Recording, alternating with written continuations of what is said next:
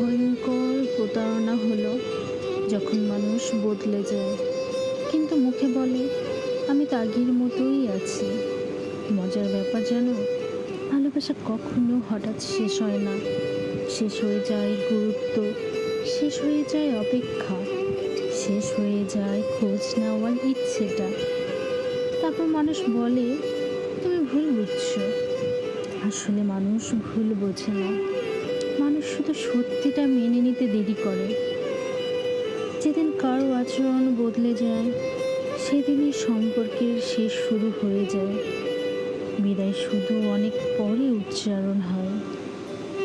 তাই আজ আর কাউকে প্রশ্ন করি না, কারণ উত্তর মানুষের মুখে থাকে না, উত্তর লুকিয়ে থাকে তার ব্যবহারে।